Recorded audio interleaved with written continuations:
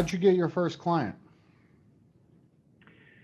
It's interesting. Well, maybe what I could do is go to my slides and I'll show you Go for it, kind brother. of. You're in Is that okay control. with you? Today's your day. Today's your Eh, day. Go for it. okay. All right. Have you given me permission to share my screen? Let's see. Oh, it looks like it. Okay. Yeah. All right. Good. We're good to go then. All right. I'll try to keep this short and to the point. And but I want to talk to you about selling SMMA services successfully and going into the mortgage loan officer business. Now, I want you to know something. The only experience I had in that niche was I've actually had a mortgage myself in my lifetime. That's it. I didn't know anything about it. I still know very little bit about it other than there's VA loans, FHA, conventional, jumbo, commercial. That's about all I know. I know right now the rates are low. But as far as me going in there and like, well, don't you feel like you need to get licensed and all that? No, I don't have time for that.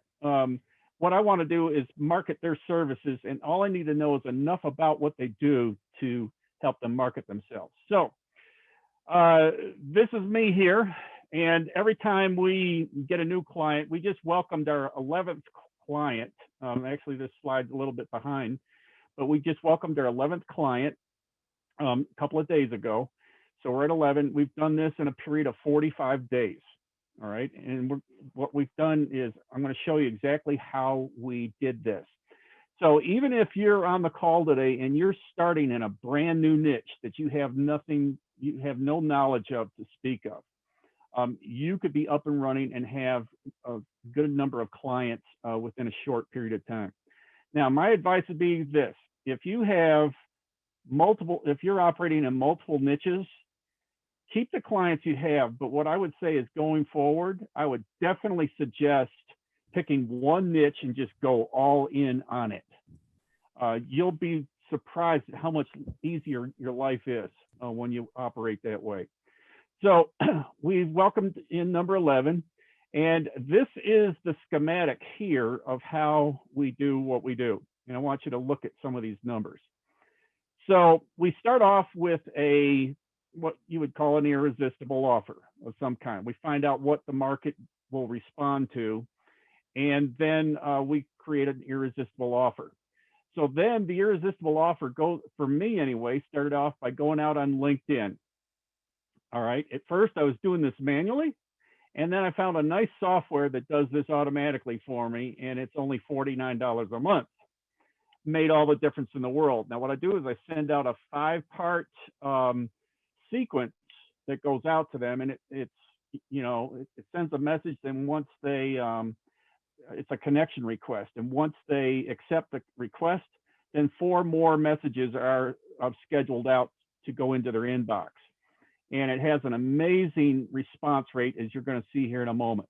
But what I'm about to show you, it can also be done on Facebook, and it can be done on other platforms too. My next platform I will probably go to is Facebook. But I can tell you right now, my response has been so great on LinkedIn. We're just going to keep farming that for a while, and then we'll add Facebook later. And this is one thing I would caution you on, is not to go too broad too quick and try to operate in all the channels. Just take one channel and just nail it. Just keep nailing it until you get it right, and then start hiring team members to take over that channel for you, so you can move on.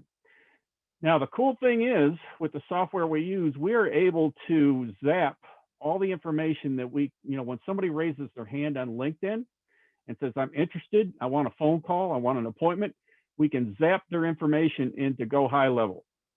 Now, this is probably possible if you're on the call today and you don't use Go High Level, whatever kind of follow-up system you have, there's probably a zap that can be created between LinkedIn and your CRM.